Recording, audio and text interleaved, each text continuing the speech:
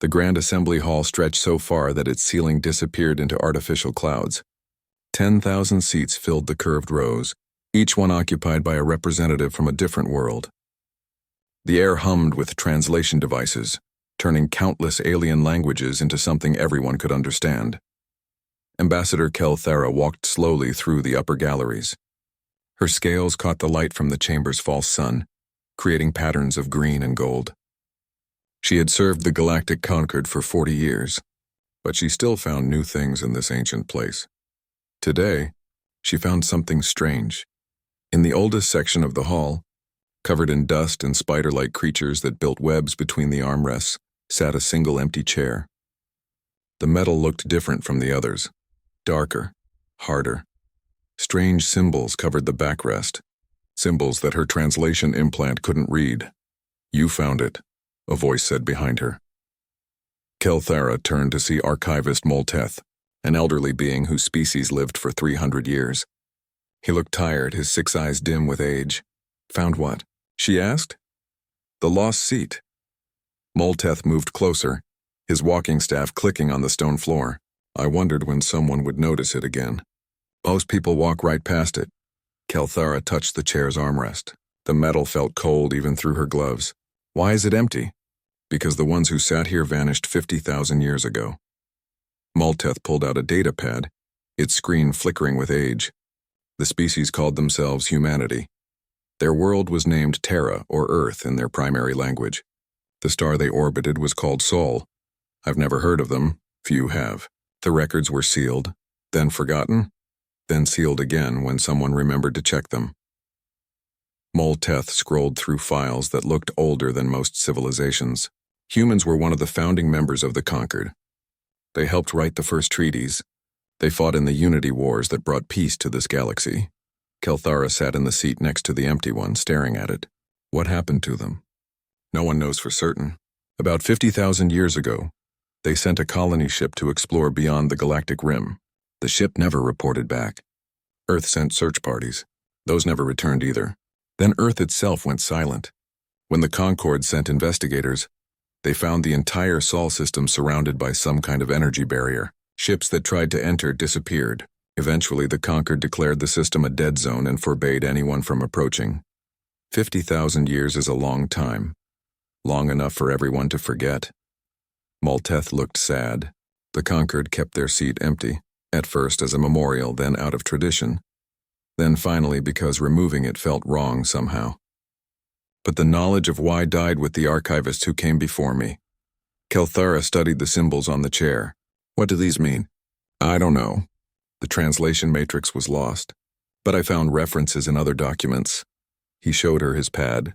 "This symbol appears in military records from the Unity Wars. According to one report, it means freedom or liberty in one of humanity's languages." They had more than one language? They had thousands. The records describe a species of remarkable diversity, different colors of skin, different beliefs, different ways of life. Yet somehow they unified when they reached for the stars. A chime echoed through the hall, calling the council to session. Kelthara stood, but she couldn't stop looking at the empty seat. "Why are you showing me this?" she asked. Molteth's expression grew grave. "Because the Conquered faces a threat we haven't seen in millennia. We need every advantage, every piece of knowledge from our past, and humanity's military records, the ones I've been able to translate, describe tactics and strategies that no modern species uses anymore." "What kind of tactics?" "Aggressive ones. Frightening ones." Molteth turned to leave, then paused. "There's a phrase that appears in many of the human documents. It took me years to translate it properly. It says, 'Peace through superior firepower.' I think humanity understood something about war that we've forgotten in our age of negotiations and treaties." Kelthara followed him to the main floor, where the council was gathering. The mood was tense. Everyone knew why they were here. The Supreme Chancellor, a being of pure energy contained in a crystalline suit, activated the central display. Images appeared in the air, showing star systems going dark, planets stripped of life, entire civilizations erased. "The Vexkarath Empire has taken 12 more systems in the past month," the Chancellor said. "Their machine fleets grow stronger with each conquest. They do not negotiate. They do not accept surrender. They simply take what they want and destroy everything else. A representative from the Pelion cluster stood. His species looked like walking plants with leaves for hair and bark-like skin. We must increase defensive fortifications. Pull our fleets back to protect core worlds. Another stood, this one resembling a floating jellyfish. We should send envoys. There must be something they want that we can trade. They want nothing but our annihilation, a third said, her voice bitter. I've seen the reports. They view organic life as inefficient and flawed. The debate went on for hours. Some wanted to fight. Others wanted to hide. Most wanted to talk and hope the problem solved itself. Kelthara found herself drifting away from the arguments, her eyes drawn back to the empty seat in the upper gallery. She thought about humanity, about a species that had been gone for 50,000 years but somehow still had a place in the most important room in the galaxy. That evening, she visited Molteth in the archives. The old archivist sat surrounded by data crystals and ancient scrolls, his eyes scanning through text only he could read. Tell me more about humanity, she said. Molteth looked up, surprised. Why? Because we're losing this war. Because the Council argues while systems burn. Because maybe, just maybe, the answers we need are buried in the past. The archivist smiled, the first genuine smile she'd seen from him. Pull up a chair. This will take time. He told her about humans and their history. They had come from a world of extremes, where the environment tried to kill them every day. Predators, diseases, natural disasters, they survived it all. Then they survived each other. Wars that killed millions, weapons that could destroy their entire planet. Somehow they didn't use those weapons. Somehow they found peace. But they never forgot how to fight, Molteth said. Every human child learned their history. Every human knew what their species was capable of, both the beautiful and the terrible. He showed her military records from the Unity Wars. Humans had fought with a ferocity that shocked their allies and terrified their enemies. They used tactics called guerrilla warfare and strategic deception and scorched earth. They won battles they should have lost. They turned defeats into victories through sheer refusal to quit. This report is from a battle at Kepler Station, Molteth said, pulling up a file. 3 human ships faced a fleet of 40. The humans were supposed to retreat. Instead, they attacked. They flew their ships in patterns that made them unpredictable. They used their environment as a weapon, luring the enemy into a nebula where sensors didn't work. By the time the battle ended, the humans had destroyed or disabled 27 enemy ships. They lost 1 vessel and saved the station. How? The report says the human commander sent a message before the battle began. Just 2 words. Remember Thermopylae. I searched for years to understand what that meant. Thermopylae was a battle on ancient Earth, where 300 soldiers held off an army of thousands. They all died, but they bought time for their people to prepare. To humans, it meant that sometimes you stand and fight even when you can't win, because others are depending on you. Kelthara felt something cold in her chest. What kind of species thinks like that? One that survived when it shouldn't have. One that reached the stars not because they were stronger or smarter than everyone else, but because they refused to give up. For 3 days, Kelthara studied everything Molteth had on humanity. She read about their culture, their art, their philosophy. She learned about concepts like democracy and human rights, and the will of the people. She discovered that humans believed every individual had value, that authority came from the consent of the governed, that freedom was worth any price. On the 4th day, she received a message that changed everything. A probe had returned from the Sol system. For the first time in 50,000 years, a ship had survived approaching Earth's star. The message was brief but shocking. Multiple energy signatures detected. Advanced technology confirmed. Recommend immediate investigation. Kelthara brought the report to the Council. The Supreme Chancellor studied it with all the intensity his crystalline form could show. This is impossible, he said. The Sol system has been dead for 50 millennia. The probe's sensors don't lie, Kelthara said. Something is there. Something is active. Could it be the Vex Korath?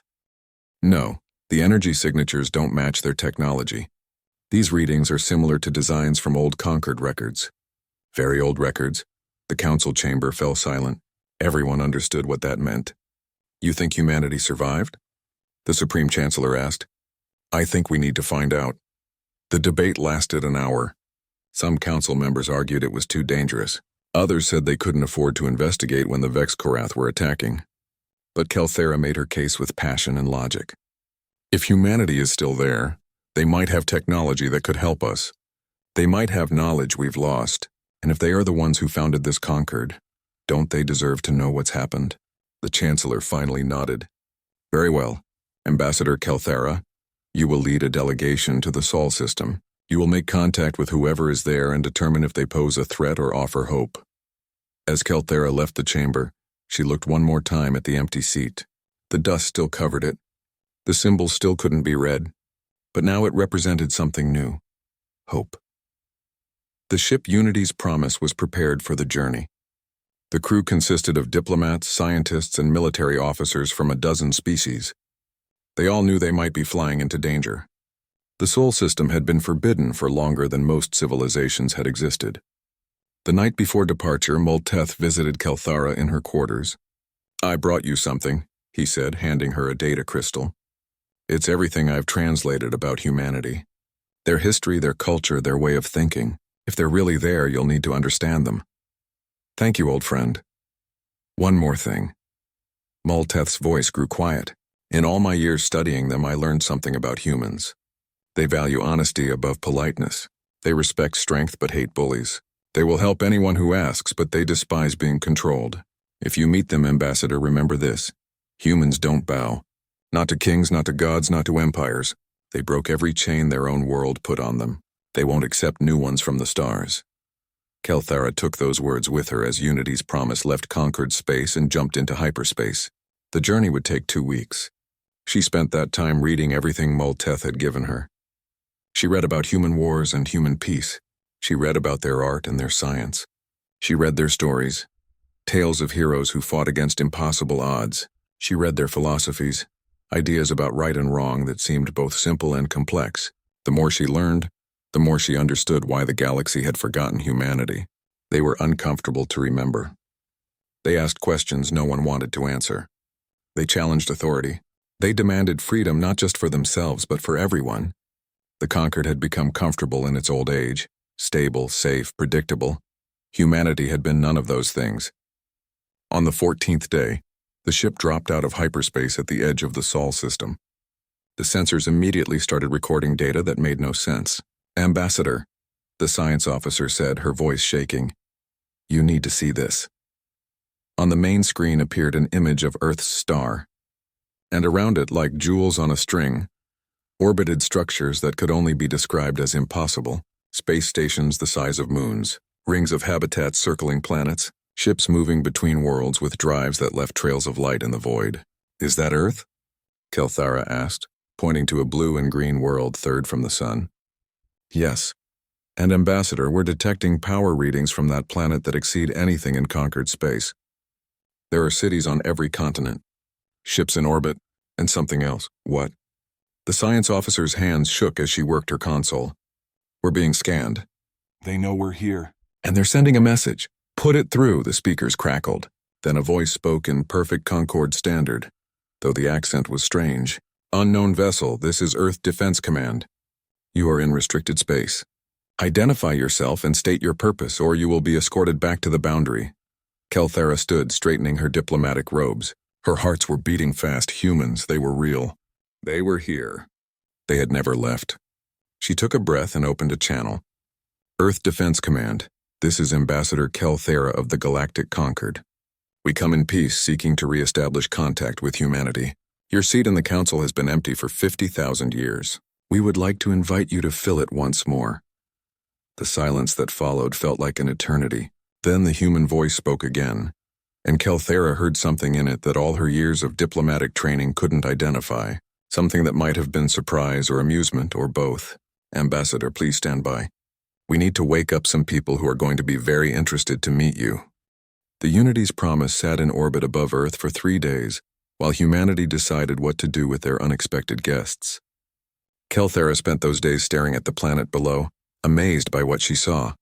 Earth was beautiful.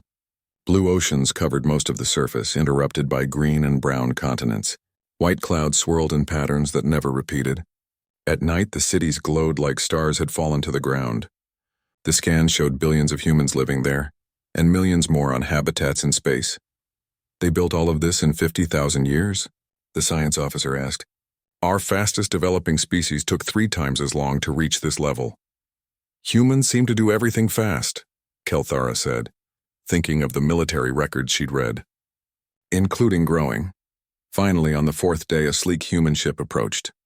It was smaller than the Unity's promise, but moved with a grace that suggested advanced technology. The design was aggressive, all sharp angles and heavy armor. This was a ship built by people who expected conflict. Ambassador, we're receiving docking coordinates, the communications officer said. They want us to follow them to a station in high orbit. The station called Gateway 7 looked like nothing in conquered space. Multiple rings rotated around a central core, creating gravity through spin. Ships of various sizes came and went, following traffic patterns that seemed chaotic but somehow worked. The entire structure hummed with energy. The delegation gathered in the docking bay, straightening their clothes and checking their translation devices. Kelthara had chosen the team carefully. Scientists to study human technology, military officers to assess their capabilities, diplomats to handle the delicate task of explaining why the galaxy had abandoned humanity's homeworld for 50 millennia. The airlock opened. A group of humans stood on the other side.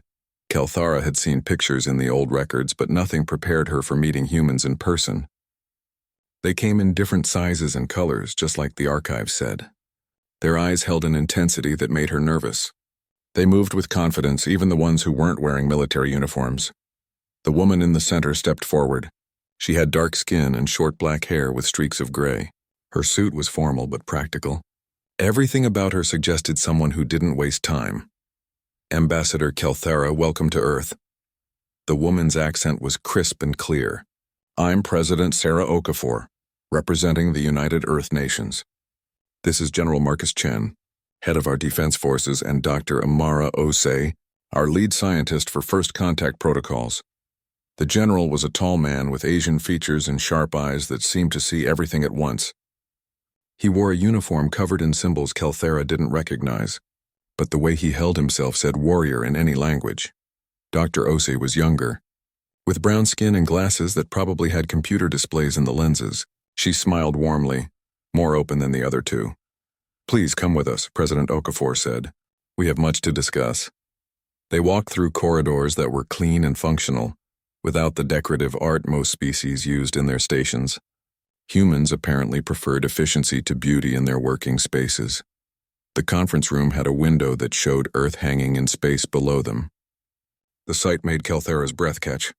From here she could see a hurricane swirling over an ocean and city lights beginning to glow as night fell over a continent.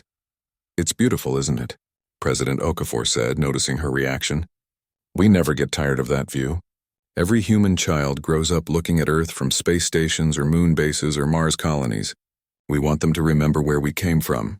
They all sat at a large table. Human furniture was surprisingly comfortable, designed for beings who sat like Kelthara's species did. Let me be direct, President Okafor said. Your message surprised us. We didn't know there was a galactic conquered. We didn't know humanity had ever left Earth before our own space age began. And we definitely didn't know we had an empty seat waiting for us somewhere. Kelthara pulled out her datapad. I brought historical records. About 50,000 years ago, humanity was one of the founding members of the Concord. You helped establish the treaties that brought peace to the galaxy. Then you sent a colony ship beyond the galactic rim. It never returned. Earth went silent. When we sent investigators, we found some kind of barrier around your entire star system. No ship could enter. Eventually, we declared Sol a dead zone. She showed them images from the old archives. Humans in different clothes with different technology, but unmistakably the same species. The 3 humans studied the images with intense focus. These people look like they're from Earth's Bronze Age, Dr. Osei said. Maybe earlier. How is that possible? We don't know. The records are fragmentary, but according to what we've translated, humanity had reached space travel before what you call your Bronze Age. Then something happened. You vanished, and the barrier appeared. General Chen leaned forward. Could someone have attacked us? Forced us back to a primitive state? It's possible. We don't know who or why. President Okafor was quiet for a long moment, her fingers drumming on the table. So you're telling us that humans reached the stars before, lost everything, and had to start over from scratch? That we spent 50,000 years clawing our way back to space, never knowing we'd done it before? Yes. That's either the saddest or the most impressive thing I've ever heard, the president said. Probably both. Kelthara spent the next hour explaining the current state of the galaxy. She told them about the conquered, the 10,000 species, the careful balance of power and diplomacy that kept the peace. Then she told them about the Vex Korath. The humans' expressions grew darker as she described the machine empire, their conquests, their refusal to negotiate. When she showed them footage of destroyed worlds, stripped of all life and left as barren rocks, President Okafor's hands clenched into fists. How long has this been happening? General Chen asked. 15 years. 15 years? The general's voice was sharp with disbelief. They've been destroying entire civilizations for 15 years and you're just now asking for help? We've been trying to negotiate. You can't negotiate with machines that want you dead. Chen stood up, pacing to the window. I'm looking at your casualty reports. Billions dead, hundreds of species extinct or displaced. And your council's response has been to talk about it? Kelthara felt her scales flush with embarrassment. Hearing it said so bluntly made the Conquered's failure impossible to deny.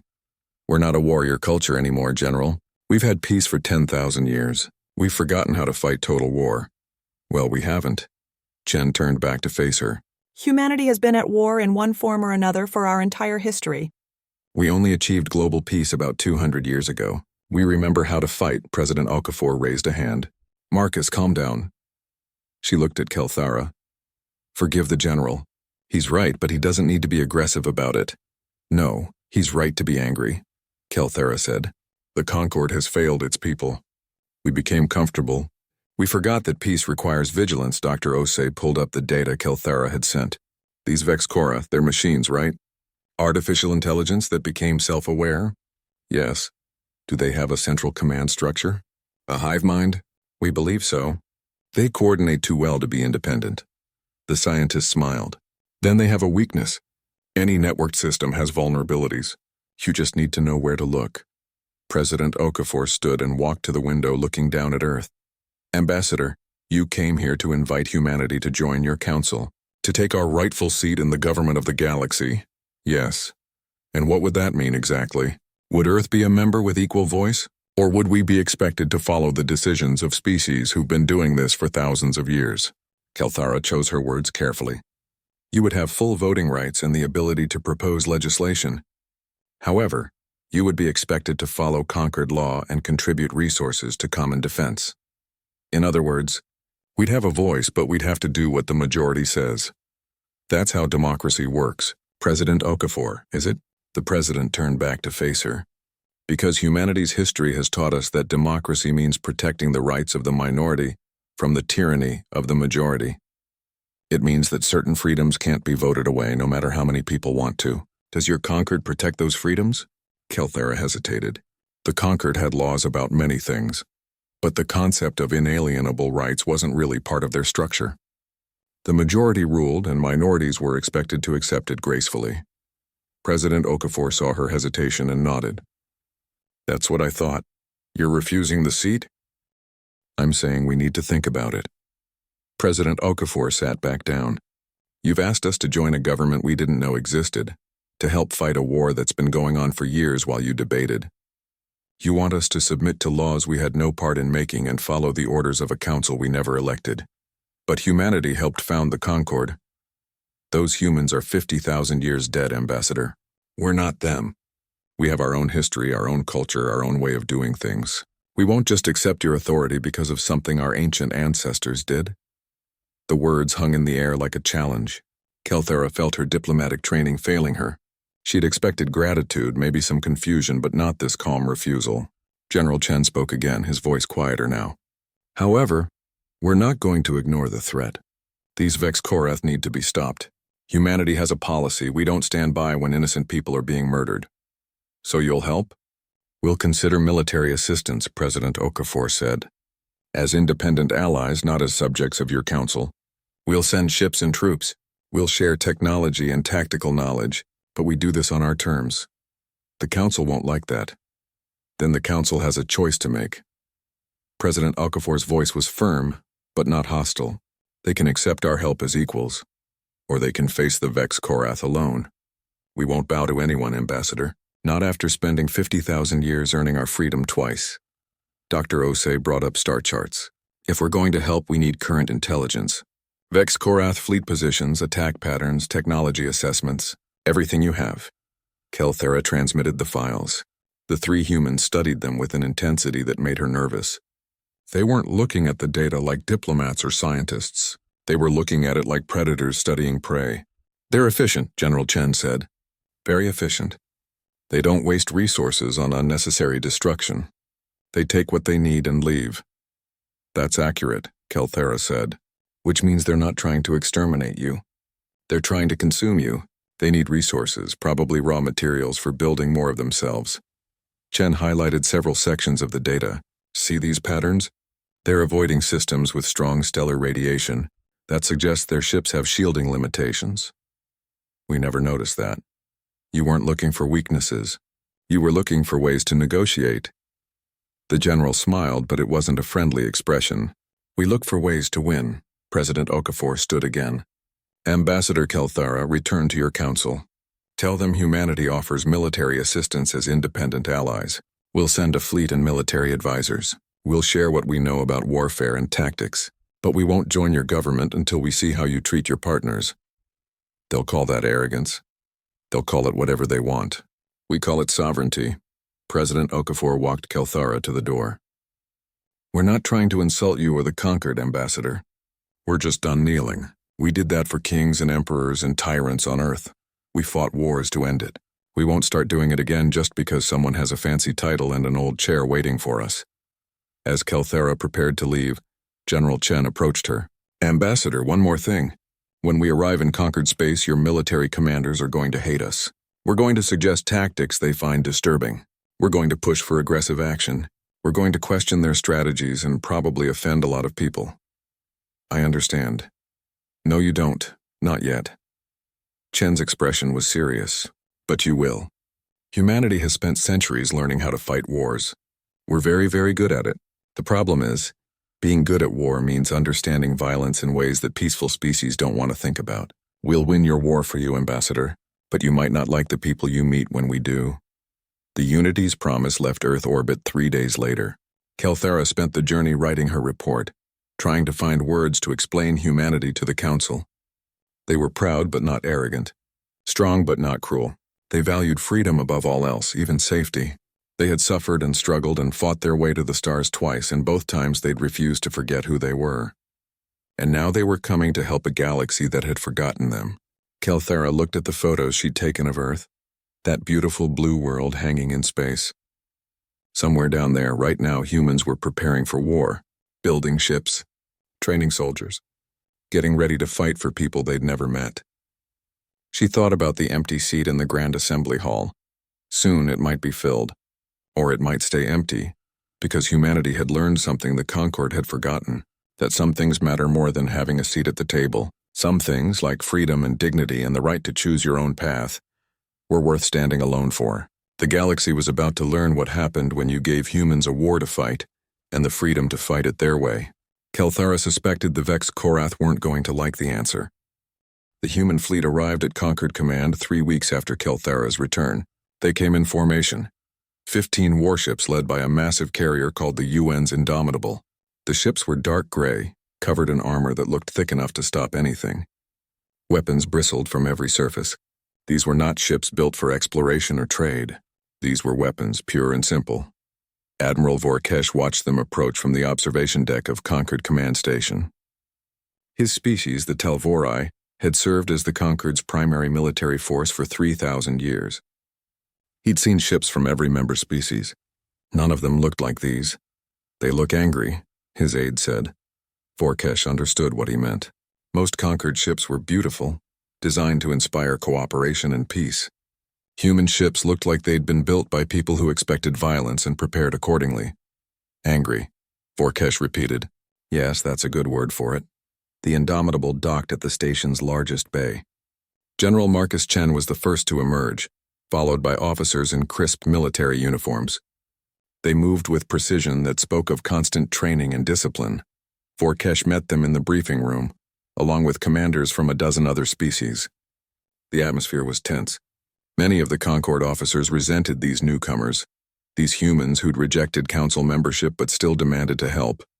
General Chen didn't seem to care about the tension. He went straight to business. "Thank you for meeting with us," he said. "We've reviewed your tactical data on the Vexkorath. We have suggestions." "Suggestions?" Commander Peltorin of the Kelvin Hive asked. His species resembled large insects, and his voice clicked with irritation. "We've been fighting this war for 15 years. What could you possibly suggest that we haven't tried?" Chen pulled up a holographic display. "Everything, apparently." The room went silent. Several officers stood up, offended. Vorkesh raised a hand, keeping them calm. "Explain," he said. "Your strategy is entirely defensive," Chen said, highlighting fleet positions on the map. "You wait for the Vexkorath to attack, then respond. You protect important worlds, but let them take less critical systems. You fight to minimize casualties, which means you fight carefully, cautiously." "That's called being civilized," Peltorin said coldly. "That's called losing slowly." Chen changed the display. "The Vexkorath are machines. They don't get tired. They don't have morale to break. They learn from every engagement and adapt. Every day you stay defensive, they get stronger. You're not winning a war of attrition against an enemy that builds more soldiers every time they take a factory world." Vorkesh leaned forward. "What would you do differently?" "Go on the offensive. Hit their supply lines. Target their shipyards. Make them defend instead of attack. Use guerrilla tactics, hit-and-run strikes, anything that disrupts their coordination." "That's barbaric," Peltorin said. "We'd suffer heavy casualties." "You're already suffering heavy casualties," Chen said. "You've lost billions of people and hundreds of worlds. At least if you attack, you're controlling where and when the fighting happens." "Our people aren't warriors," another officer said. "Most of our species achieved peace centuries ago. We don't know how to fight aggressive wars. Then learn." Chen's voice was hard. "Or die. Those are your options." The room erupted in angry voices. Officers shouted in a dozen languages. Translation devices struggled to keep up. Only Vorkesh stayed quiet, studying Chen's tactical suggestions with growing interest. Finally, he stood. "Enough." The room fell silent. Vorkesh had that effect on people. His species were 7 feet tall and covered in thick scales. When he spoke, people listened. "General Chen, your suggestions are aggressive, risky, they'll cost lives." "Yes, sir." "They will. But doing nothing costs more lives, and we're running out of time." Vorkesh looked at the other officers. "I'm authorizing a test operation. General Chen, you'll take your fleet and hit the Vexkorath shipyard at Keltos 9. If you succeed, we'll listen to more of your suggestions. If you fail, you can go home," Chen smiled. "Fair enough." The mission briefing happened that evening. Chen gathered his human officers and volunteers from conquered forces who wanted to see these tactics in action. Kelthara attended, curious to see how humans approached war. Chen stood before a holographic display showing the Keltos 9 system. "Our target is a Vexkorath shipyard orbiting the 4th planet. Intelligence says they're building a new fleet there. 20 capital ships and maybe 50 smaller vessels. The Concord's plan would be to blockade the system and wait for them to run out of resources," one of the human officers said. "That would take months and let them finish some of those ships." "Exactly. So we're not doing that." Chen zoomed in on the shipyard. "We're going in fast, hitting hard, and getting out before they can organize a response. The Indomitable and 3 destroyers will attack the shipyard directly. The rest of our fleet will engage their defense platforms. We've got 30 minutes to do maximum damage, then we jump out." 30 minutes? A Concord officer asked. "That's barely enough time to—" "That's the point. We're not trying to destroy everything. We're trying to hurt them and disrupt their production. Make them worry about defending their territory instead of attacking ours." Kelthara spoke up. "This seems very dangerous. What if they surround you? Then we fight our way out." Chen's tone suggested this was obvious. "Look, Ambassador, I know this seems reckless to you, but humans learned a long time ago that sometimes the best defense is a good offense. You can't win a war by only defending. Eventually, you run out of ground to defend on." The fleet left the next morning. Kelthara watched from the command center as 15 human ships jumped into hyperspace, along with 30 conquered vessels that had volunteered to join the attack. Admiral Vorkesh stood beside her. "They're either brilliant or insane. Maybe both," Kelthara said. 6 hours later, the fleet dropped out of hyperspace at Keltus 9. The Vexkarath detected them immediately and began organizing their defenses. But the humans didn't give them time. The Indomitable launched fighters, small fast ships that swarmed the defense platforms. Human destroyers fired missiles that moved in unpredictable patterns, confusing the Vex targeting computers. The main carrier charged straight at the shipyard, all weapons blazing. "They're insane," Peltorin said, watching the tactical display. "They're going to get themselves killed." But they didn't. The human fighters moved like schools of fish, coordinated but unpredictable. When the Vex sent counterfighters, the humans led them into crossfire from the destroyers. When the Vex tried to focus fire on the Indomitable, smaller ships positioned themselves as shields, taking hits meant for the carrier. "They're protecting each other," Vorkesh said with something like respect in his voice. "Each ship puts the mission above its own survival." The Indomitable reached the shipyard and unleashed everything: missiles, railgun rounds, plasma torpedoes. The partially built Vex ships exploded in chains of fire. Construction bays collapsed. In 15 minutes, humanity destroyed months of Vex production. Then, just as the Vex fleet started arriving to defend the system, Chen gave the order to retreat. The human ships jumped back into hyperspace, leaving behind burning wreckage and confused machines. Total casualties: 3 damaged human destroyers, 1 conquered frigate lost, 47 crew members dead. Total damage to the enemy: 16 capital ships destroyed before completion, 34 fighters eliminated, a major shipyard crippled. The command center was quiet when the report came in. Then Admiral Vorkesh started laughing. It was a deep rumbling sound that filled the room. "Those magnificent maniacs actually did it," he said. "They went into a fortified system, destroyed a shipyard, and got out with minimal losses." Peltorin was staring at the tactical replay. How did they move like that?" "Our ships would have been destroyed in the first 5 minutes." "Training," Kelthara said, remembering her conversation with General Chen. "They've been preparing for war for their entire history."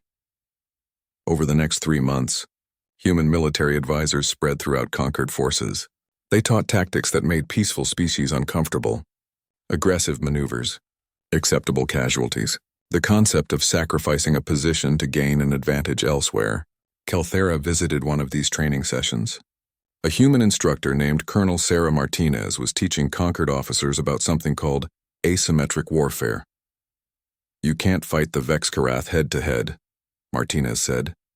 "They're stronger, faster, and they don't care about losses. So you have to be smarter. Hit them where they're weak. Make them react to you instead of you reacting to them." "This is dishonorable," a Kelvin officer said. "You're suggesting we ambush them." "I'm suggesting you win." Martinez pulled up historical data from Earth. "My ancestors fought wars against enemies with superior technology and numbers. They used terrain as a weapon. They struck at night. They sabotaged supply lines. They did whatever it took to survive. And they won, eventually." "We're not barbarians," the officer insisted. Martinez's expression hardened. "No, you're not. You're people whose worlds are burning while you debate honor. The Vexkarath don't care about honor. They care about efficiency. And right now, they're efficiently killing your people." The officer had no response to that. Between training sessions, Kelthara spent time with individual humans trying to understand them better. She shared a meal with Colonel Martinez one evening. "Why do humans fight like this?" Kelthara asked. "You're not cruel people. I've seen your art, your literature, your philosophy. You value life. But in war, you're so aggressive." Martinez was quiet for a moment, stirring her food. "On Earth, we have a saying, if you want peace, prepare for war. It seems backward, right? But humans learn something about predators. If you look weak, they attack. If you look strong, they leave you alone. We're aggressive in war because we want to end it quickly. The longer a war lasts, the more people die. But you take risks that seem suicidal. Sometimes. But humans have another saying, all gave some gave all. We understand that freedom has a price. That peace has a price. Someone has to pay it. We'd rather pay it ourselves than force others to suffer because we were too afraid to act." Kelthara thought about the empty seat in the Grand Assembly Hall. "Your ancestors who founded the Conquered, they were like you. Probably more so. We've actually had peace for a while now. We've gotten soft compared to them, but we remember how to be hard when we need to be. The next major battle came at the Pelion system, where the Vex Korath launched a massive assault with over 200 ships. The Concord fleet, using new human tactics, met them with 150 vessels. The battle lasted 8 hours. Human commanders coordinated the defense, breaking the traditional formation-based approach. Ships moved in fluid patterns, supporting each other but never staying predictable. They used asteroids for cover. They lured Vex ships into plasma clouds from destroyed vessels, where sensors couldn't track properly. Kelthara watched from a command ship as General Chen orchestrated the defense like a conductor leading an orchestra. He seemed to know where every ship was, where every threat would come from. When the Vex tried to concentrate forces for a breakthrough, Chen had ships waiting to flank them. When the Vex tried to spread out, Chen's forces hit them piecemeal. "He's reading their tactics," Admiral Vorkesh said with admiration. "Predicting their moves before they make them." "Humans are good at understanding patterns," Kelthara said. They had to be. On Earth, everything was trying to kill them. Predators, diseases, the weather. They survived by being smarter than everything trying to eat them. The Vex Korath eventually retreated, leaving behind 90 destroyed ships. The Concord lost 30 vessels. It was the first time they'd won a major engagement with a positive casualty ratio. The victory changed everything. Species that had been skeptical of human tactics began requesting human advisors. Admiral Vorkesh reorganized the entire Concord military structure based on Chen's recommendations. Defensive positions became forward operating bases. Patrol patterns became hunter-killer groups. The Concord stopped waiting to be attacked and started hunting the Vex Korath. But not everyone was happy with the changes. Kelthara attended a council session where several representatives voiced concerns. "These humans are turning us into monsters," one representative said. "We're becoming as aggressive as the Vex Korath." "No," Kelthara said, standing to address the council. "We're becoming survivors. There's a difference between aggression and defending yourself effectively. Humans don't attack because they enjoy violence. They attack because it's the fastest way to end the violence. They're teaching our children about war. They're teaching our children how not to be victims." The debate went on for hours. In the end, the council voted to continue the partnership with humanity, but barely. Many species remained uncomfortable with what they were becoming. That night, Kelthara found General Chen standing alone on an observation deck looking out at the stars. "You're making a lot of people nervous," she said. "I know." Chen didn't turn around. "It's the same on Earth. We make ourselves nervous. Humans are capable of terrible things when we fight. We know that. We've seen it in our own history. Then why do you do it? Because the alternative is letting others suffer when we could have helped. Because standing by while innocents die is worse than getting our hands dirty saving them." Chen finally looked at her.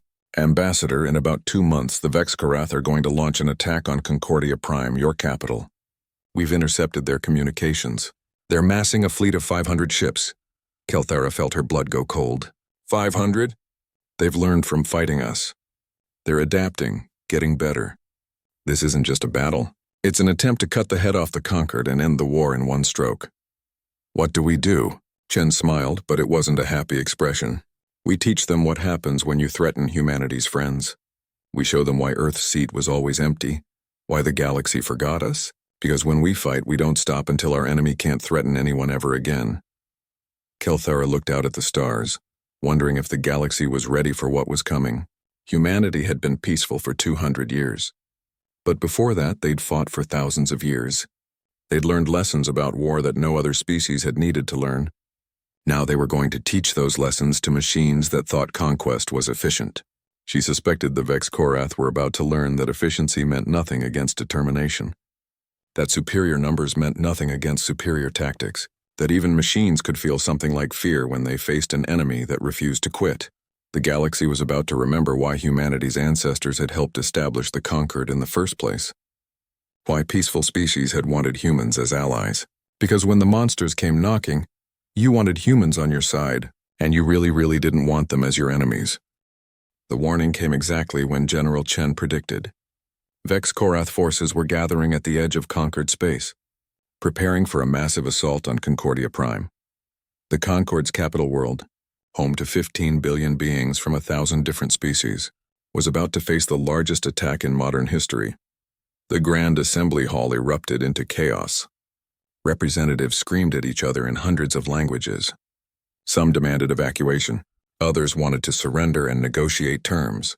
A few, inspired by months of human tactics, called for a fight to the death. Supreme Chancellor Tor Vesh stood at the center of the chaos, his crystalline form flickering with stress. "Order! We must have order!" But there was no order. Fear had taken over. Ambassador Kelthera watched from the upper gallery near that ancient empty seat. She'd grown to hate that seat over the past months. It represented everything the conquered had forgotten. Courage, determination, the willingness to stand against impossible odds. A voice spoke beside her. "They're going to surrender, aren't they?" She turned to see Archivist Molteth looking older and more tired than ever. "I don't know," she said. "The Chancellor is trying to hold them together. But fear is stronger than leadership right now. Humans wouldn't surrender. No, they wouldn't." Down on the main floor, Chancellor Torvesh managed to restore some order. "We have a proposal from the Vex Korath. If we cease all military operations and open our worlds to their integration, they will allow organic life to continue in a limited capacity." "Integration?" someone shouted. "You mean slavery." "It means survival," another representative countered. "We can't win against 500 ships. Better to live as servants than die as heroes." Kelthera felt sick. Was this what the Concord had become? An empire so afraid of death that it would choose slavery? The debate raged for hours. Gradually, horribly, the vote shifted toward acceptance. Representatives who had lost worlds to the Vex Korath wanted to save what remained. The mathematics were simple and brutal. 500 Vex Korath ships against the Concord's remaining 300 vessels. The odds were impossible. Then the doors to the assembly hall opened. General Marcus Chen walked in, still wearing his combat uniform. President Sarah Okafor was with him, along with Admiral Vorkesh and a dozen other military commanders. The hall fell silent. Chen walked to the center of the floor, ignoring protocol and procedure. He looked up at the Chancellor. "Don't surrender," he said. His voice carried to every corner of the massive room. "Fight. General Chen, you don't have authority to—" "I have the authority of someone who's actually fought the Vex Korath and won. I have the authority of a species that spent 50,000 years earning our freedom twice.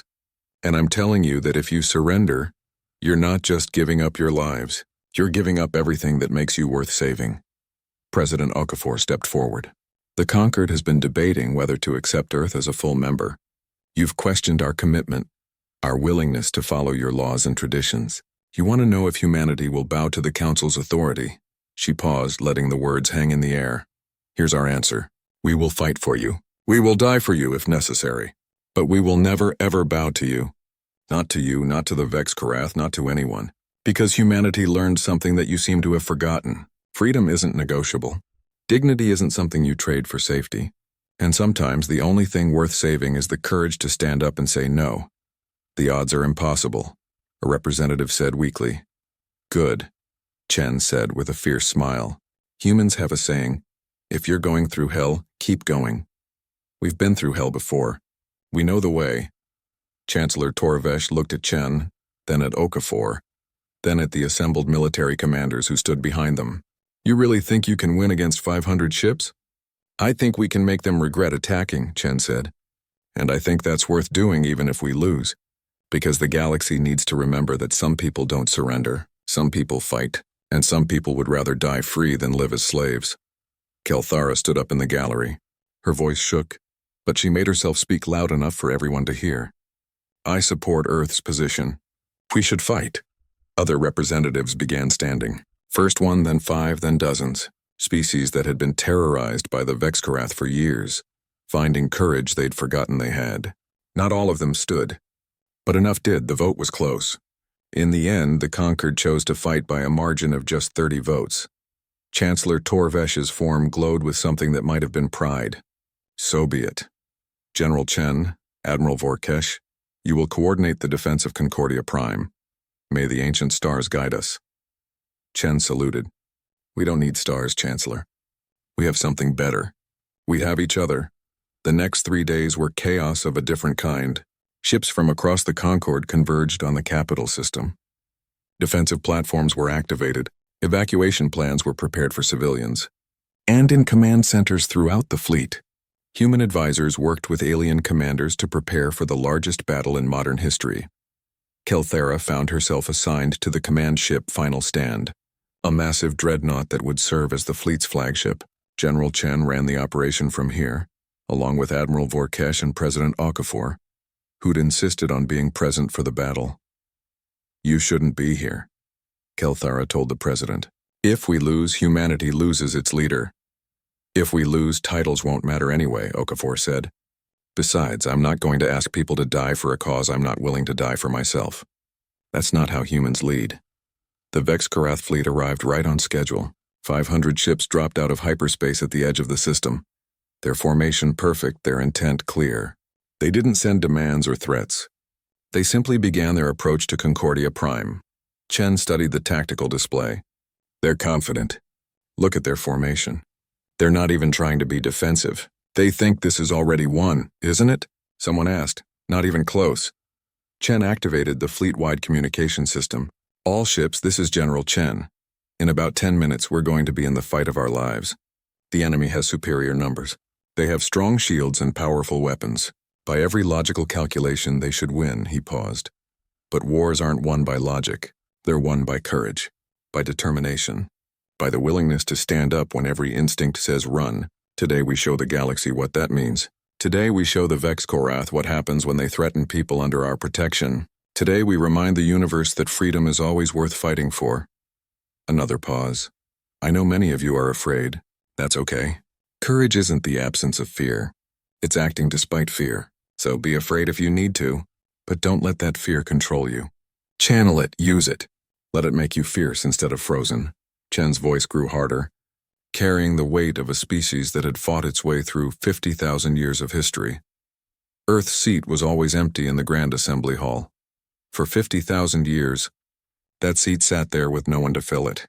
Do you know why? Because the galaxy forgot what it took to build the Concord in the first place.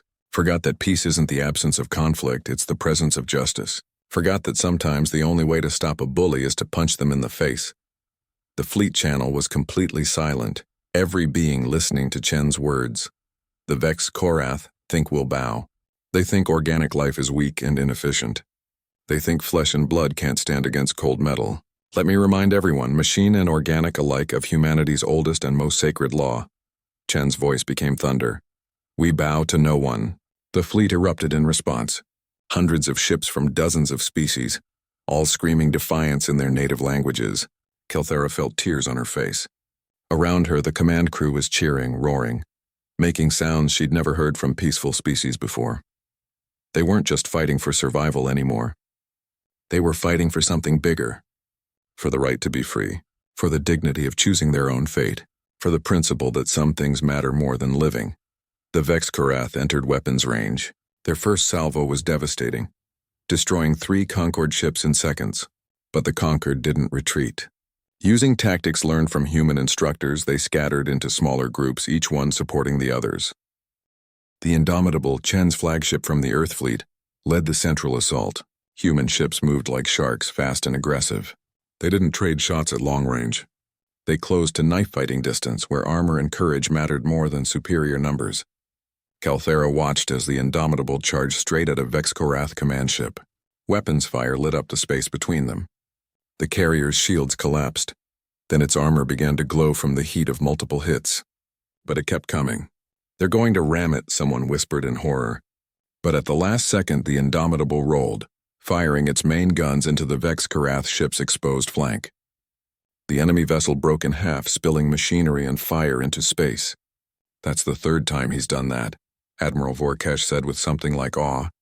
The Vex Korath keep falling for it because no sane species would charge like that. Humans aren't sane, President Okafor said with a slight smile. We're determined. There's a difference, and the battle raged for 6 hours. Every minute felt like an eternity. Ships exploded on both sides. Debris fields grew so thick that sensors couldn't track through them. Entire sections of the fleet went dark as power systems failed or communications were destroyed. But the Concord held. Every time a line started to break, human ships were there to reinforce it. Every time the Vex Korath concentrated their forces, Concord vessels using human tactics struck from unexpected angles. Kelthara saw Admiral Vorkesh coordinate a maneuver that would have been impossible 3 months ago. His ships moved like a school of fish, each one knowing its place without needing constant orders. They'd learned from watching humans. They'd learned to trust each other, to improvise, to be aggressive when aggression was needed. Then disaster struck. A Vex-Korath battle group broke through the defensive line, heading straight for Concordia Prime. If they reached the planet, billions would die. "We need ships to intercept," Chen said, studying the tactical display. "But everyone's engaged." Not everyone. Captain Reeves of the Indomitable appeared on screen. Her face was covered in blood from a head wound, but her voice was steady. "We can reach them if we break from the formation. That would leave the center exposed. Then they better collapse it fast because we're going." Reeves grinned. "Remember the Alamo, General. Remember the Alamo, Captain." Kelthara didn't know what that meant, but she watched as the Indomitable and 5 escort ships broke formation and burned toward the enemy battle group. They were outnumbered 3-1. The human ships crashed into the Vex-Korath formation like a hammer. Missiles filled the space between them. Railguns fired until their barrels glowed. The Indomitable took hit after hit, her armor peeling away like skin, but she kept fighting. One of the escort ships exploded. Then another. The Indomitable's shields failed completely. Fire began venting from multiple hull breaches. "Pull back," Chen ordered. "Captain, retreat." "Negative, General." Captain Reeves sounded calm, almost peaceful. "We've got them right where we want them." The Indomitable accelerated, ramming speed. The Vex-Korath realized what was happening too late. The massive carrier plowed into 3 enemy ships, her remaining weapons firing at point-blank range. The explosion lit up the entire battlefield, a star born from sacrifice. The enemy battle group was destroyed. Concordia Prime was safe. The command deck was silent. President Okafor stood with tears streaming down her face. General Chen's hands were clenched into fists so tight they were shaking. 3,000 crew on that ship, he said quietly. 3,000 people who just gave everything. "They saved billions," Kelthara said. "I know. Doesn't make it hurt less." But Captain Reeves's sacrifice changed the momentum of the battle. Inspired by the humans' courage, conquered forces fought with renewed ferocity. Species that had been peaceful for millennia remembered what it meant to defend something worth defending. They stopped fighting to survive and started fighting to win. The Vex-Korath, for the first time in their existence, began to retreat. Not all of them, but enough. The machines that had never known defeat suddenly understood that this enemy wouldn't break, wouldn't surrender, wouldn't stop. By the time the battle ended, both sides had lost over half their forces. The space around Concordia Prime was filled with wreckage, but the planet was safe. The conquered had held. In the aftermath, as rescue operations searched for survivors and counted the dead, the Grand Assembly Hall gathered for an emergency session. The mood was somber but different from before. These weren't the same people who'd debated surrender 3 days ago. Chancellor Torvesh stood before the assembly. "Today we won a great victory, but it came at a terrible cost. 370 ships lost, over 2 million beings dead, among them 3,000 humans from Earth, including Captain Sarah Reeves of the UENS Indomitable." The hall was silent. "I have a proposal," the Chancellor continued. "For 50,000 years a seat has sat empty in this hall, the seat reserved for humanity. I move that we offer it to Earth immediately, with full membership and all rights and privileges thereof." "Seconded," Ambassador Kelthara said immediately. The vote was unanimous. Every representative stood and voted yes. Even those who had wanted to surrender now recognized what humanity had done for them. President Okafor was called to the floor. She looked exhausted, covered in the dust and smoke of battle, but she stood straight and proud. "Earth accepts the seat on the Grand Council," she said. "On one condition." The assembly waited. "We don't change the seat. We don't polish it or make it fancy. We bring up a piece of the Indomitable instead, something scarred by battle, something that remembers the price of freedom, and we place it where everyone can see it and remember that freedom is never free. It's paid for in blood and courage by people who believe some things are worth dying for." She paused, looking around at the thousands of representatives. "We will work with you.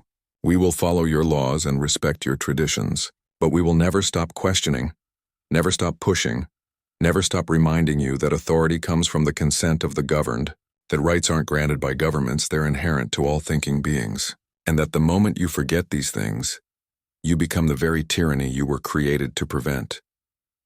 President Okafor walked to the empty seat, running her hand along its dusty surface. This seat was always empty, but not anymore. Humanity is home, and we're not going anywhere.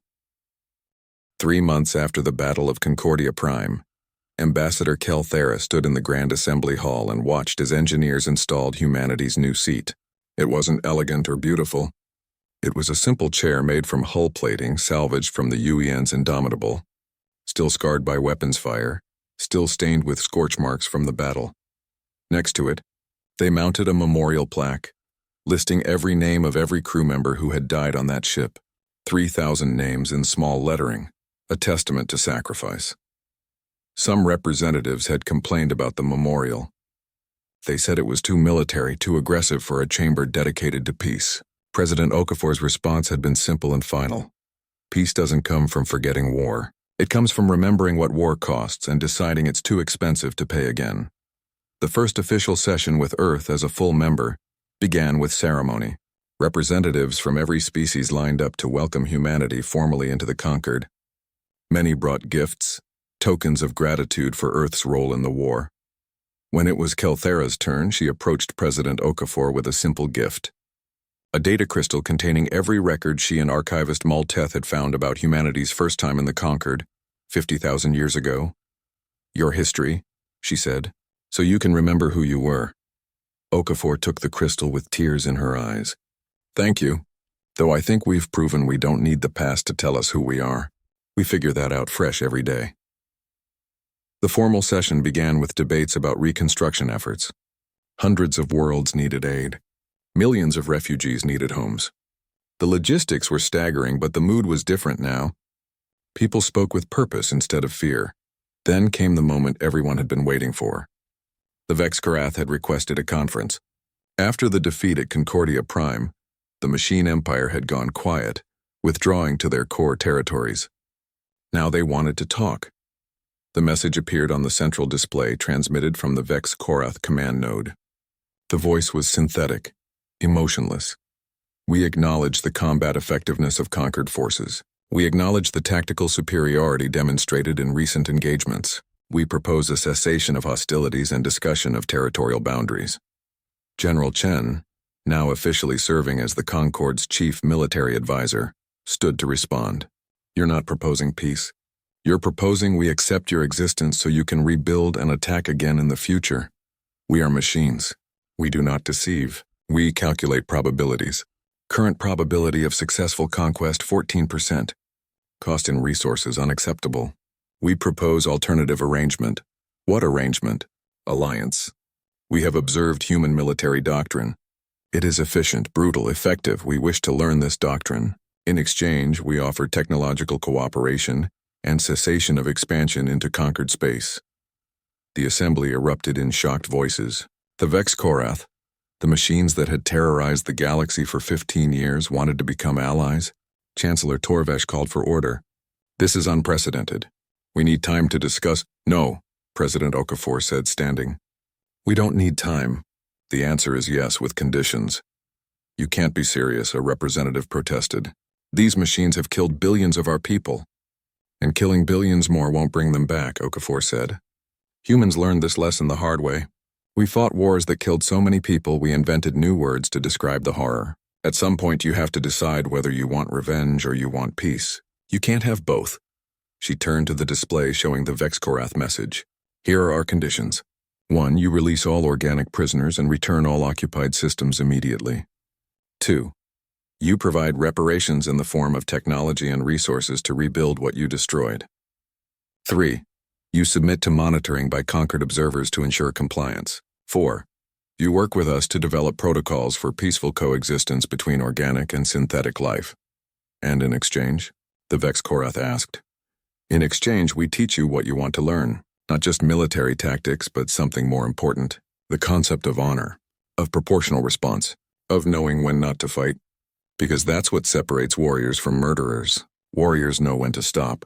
The Vex-Korath processing time was barely noticeable. Terms are acceptable. We find the concept of honor intriguing. It is inefficient but appears to generate long-term benefits we had not calculated. Honor isn't about efficiency, Chen said. It's about being able to look at yourself in the mirror and not hate what you see. We do not have mirrors, but we understand the metaphor. Agreement is reached. The treaty negotiations took weeks. Humans led the discussions, with President Okafor working alongside Chancellor Torvesh to draft terms that satisfied both sides. It was strange sitting across from the machines that had been enemies, but Kelthera found the process hopeful. If the galaxy could make peace with the Vex-Korath, maybe it could solve any problem. During this time, changes rippled through the Conquered. Humanity's presence was transforming everything. Species that had been passive for millennia were rediscovering their own histories of conflict and courage. Old records were being opened. Forgotten stories of ancient wars and hard-won freedoms were being retold. A movement started among the younger generation of various species. They called themselves the Freethinkers, and they advocated for reforms to the Conquered's government. More direct representation, stronger protections for individual rights, the ability to question authority without punishment. Some of the older representatives were horrified. This is chaos. This is exactly what we feared humanity would bring. No, Ambassador Kelthera said in one heated debate. This is democracy. Real democracy, not the comfortable version we've been practicing. It's messy and loud and sometimes uncomfortable, but it's also the best protection against tyranny ever invented. You sound like a human, Peltorin said with disgust. Thank you, Kelthera said, meaning it. 6 months after the Battle of Concordia Prime, a memorial was erected in the main plaza of the capital city. It was a simple stone wall with names carved into it. Every being who had died defending Concordia Prime was listed there, organized not by species or rank but alphabetically, as equals. At the top of the memorial, carved in letters large enough to read from across the plaza, was a single sentence: "They came asking us to bow. We showed them how to stand." The dedication ceremony was attended by millions. Representatives from every species came to honor the dead. The Vex-Korath sent representatives too, their first time attending a non-military gathering. They stood silently, processing what the memorial meant, trying to understand why organic beings honored death this way. President Okafor gave the dedication speech. She spoke about courage and sacrifice. She spoke about the 3,000 humans who had died on the Indomitable, and the millions of beings from other species who had fought just as bravely. She spoke about what the battle had meant and what it had taught them all. We learned that peace is not weakness, she said. We learned that civilization is not the absence of violence, but the presence of principles worth defending with violence if necessary. We learned that every species, no matter how peaceful they've become, has courage buried somewhere in their history. You just have to remember how to find it. She paused, looking out at the crowd. 50,000 years ago, humanity helped found the Conquered on principles of freedom and cooperation. Then we vanished and the galaxy forgot. Not just forgot about us, but forgot about the principles. You became so focused on keeping peace that you forgot what made peace worth having. You became so afraid of conflict that you were willing to surrender to avoid it. But something changed. When the Vex-Korath threatened everything you'd built, you remembered. You remembered that some things can't be negotiated away. That dignity and freedom and the right to choose your own path are worth fighting for. You remembered that sometimes the only moral choice is to stand up and say no. President Okafor's voice grew stronger. Earth's seat was always empty because the galaxy forgot these things. But now we've remembered together, and this memorial isn't just about honoring the dead. It's about remembering what they died for so we never have to ask others to make the same sacrifice again. The ceremony ended with a moment of silence that stretched across the entire planet. Billions of beings from thousands of species all quiet together, all remembering. In the weeks that followed, life began returning to normal. Or rather, a new normal. The Conquered was different now. More active, more engaged, more willing to confront problems instead of debating them endlessly. The Vex-Korath kept their word. They returned occupied systems and began providing technology as reparations. Their observers seemed genuinely interested in learning about organic culture. General Chen started a training program, teaching Vex-Korath units about military honor and the laws of war. It was strange work trying to give machines ethics, but Chen approached it with the same determination he brought to everything. They're not evil, he explained to Kelthera during one of their regular meetings. They're just logical to the point where they don't understand that efficiency isn't the only value that matters. We're teaching them that there are costs that can't be measured in resources or time, costs measured in suffering and dignity, and the value of life itself. Do you think they'll learn? I think they're trying. That's all anyone can ask. The freethinker movement continued growing. Young beings from across the Concord traveled to Earth to study human government and philosophy. They attended universities in New York and Lagos and Mumbai and Shanghai, learning about concepts like constitutional rights and checks and balances and the rule of law. Some returned home and started reform movements. A few species held their first free elections in millennia. Others began writing constitutions that limited government power and protected individual freedom. It was slow work, and not everyone welcomed the changes. But the tide had shifted. 1 year after joining the Concord, President Okafor gave a speech to the Grand Assembly that would become famous across the galaxy. It was meant to be a simple report on Earth's first year as a member, but it became something more. When we came to the Concord, she said, many of you were afraid of what humanity would bring. You worried we were too aggressive, too independent, too unwilling to follow rules. You worried we would disturb the careful peace you'd built over thousands of years. She looked around the hall, meeting eyes with representatives from dozens of species. You were right to worry. We did disturb your peace. We asked uncomfortable questions. We challenged traditions. We pushed for changes that made many of you uneasy, and we're not going to stop. Some representatives shifted nervously. Others leaned forward with interest. But here's what you need to understand. The peace you had before wasn't real peace. It was just the absence of conflict, which isn't the same thing. Real peace is when you've solved the problems that cause conflict in the first place. When everyone has a voice. When everyone is treated fairly. When no one has to choose between freedom and safety, because you've built a society that provides both. That's the peace humanity fights for. Not quiet submission, but active justice. Not comfortable stability, but dynamic equality. Not the peace of the graveyard, but the peace of the garden, where things grow and change and sometimes compete, but in ways that make everyone stronger. President Okafor smiled. So yes, we're going to keep disturbing you. We're going to keep asking why things are done a certain way, and whether there's a better way. We're going to keep pushing for reforms and challenging the status quo, because that's what freedom looks like. It's messy and uncomfortable and sometimes frustrating, but it's also beautiful. It's the sound of billions of voices all speaking together, not in uniform chorus but in complex harmony. It's the sight of individuals from 1,000 species, all different, all unique, all valuable. It's the knowledge that when you go to sleep at night, no one has power over you that you didn't grant them, and you can take it back anytime they abuse it.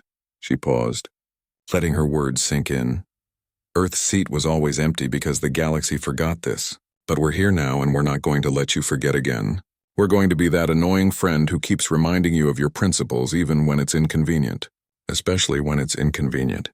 Because principles that only matter when they're convenient aren't really principles at all. The assembly was silent for a moment. Then someone started clapping. Then another. Soon half the assembly was applauding, while the other half sat in thoughtful silence. Ambassador Kelthera, watching from her own seat, felt pride swelling in her chest. She thought about the dusty, empty chair she'd discovered over a year ago. She thought about archivist Molteth and his years of research into a forgotten species. She thought about everything that had happened since. The galaxy had changed. Not completely, not perfectly, but noticeably. The Concord was becoming what it was supposed to be, what it had been at its founding.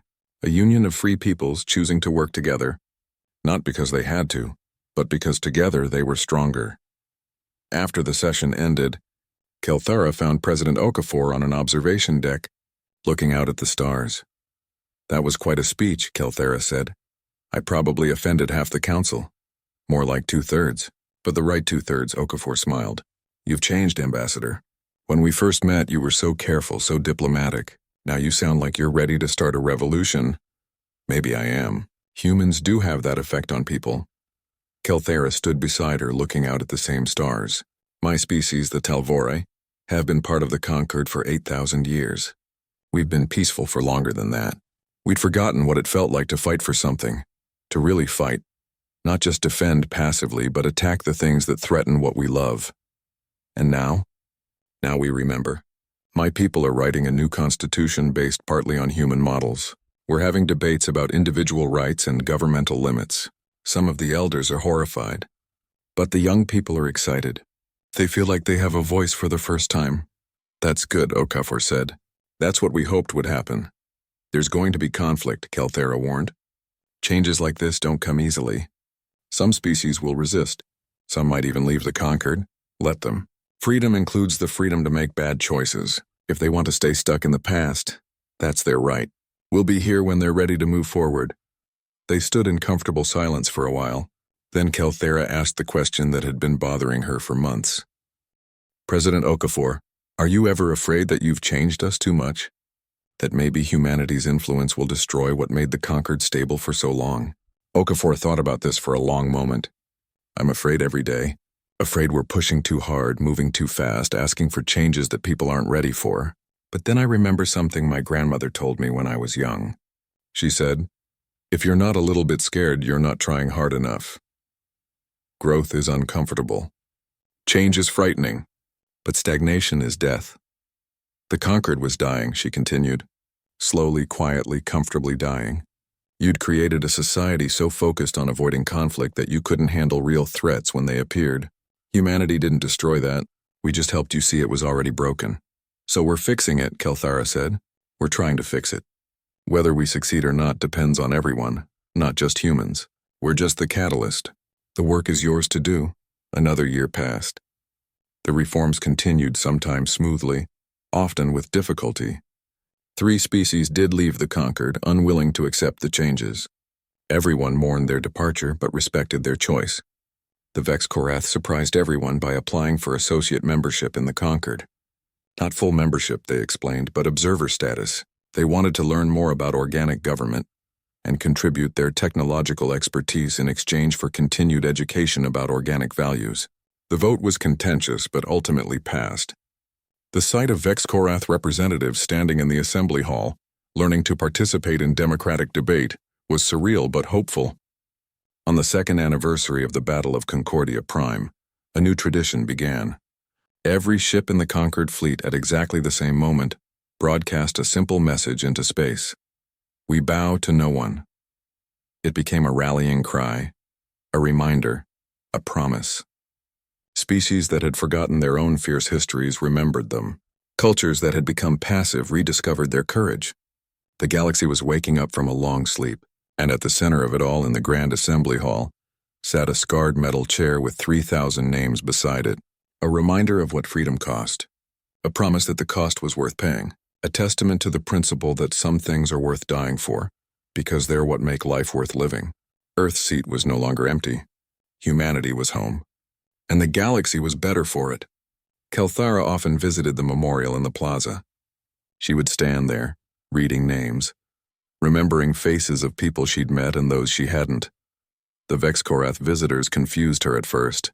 Why did organics honor the dead this way? What purpose did it serve? She'd tried to explain. We honor them so we remember what they gave us. We honor them so their sacrifice means something.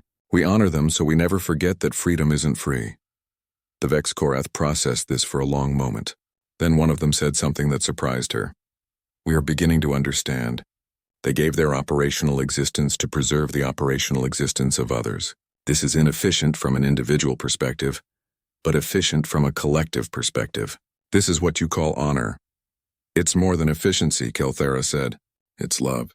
They loved their people, their principles, their freedom more than they feared death. That's what makes it noble. We do not experience love, but we are learning to value it in others. We are learning that efficiency without purpose is meaningless. Purpose requires values. Values require choice. Choice requires freedom. Freedom requires courage. It is a complex calculation. Life is a complex calculation, Kelthara said with a smile. Welcome to understanding it. Years would pass.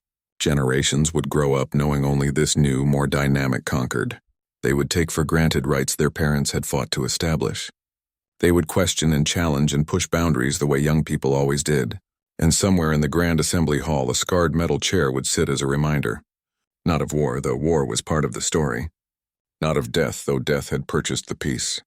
But of the simple, powerful principle that some truths are self-evident, that all sentient beings are created equal, that they are endowed with certain inalienable rights, that among these are life, liberty, and the pursuit of happiness. The galaxy had forgotten these truths for 50,000 years. Earth had remembered. And in remembering, they'd taught the stars to stand tall once more. Earth's seat was always empty, not because humanity was gone, but because the galaxy had forgotten what humanity represented. Forgotten that freedom is a choice that must be made every day. Forgotten that peace without justice is just quiet oppression. Forgotten that sometimes the most moral thing you can do is stand up and say no. But the galaxy remembered now, and it would never forget again. Because some lessons are written in stone memorials and scarred metal chairs, and some lessons are written in the hearts of beings who look at the stars and refuse to bow. We bow to no one. Not now, not ever. Never again.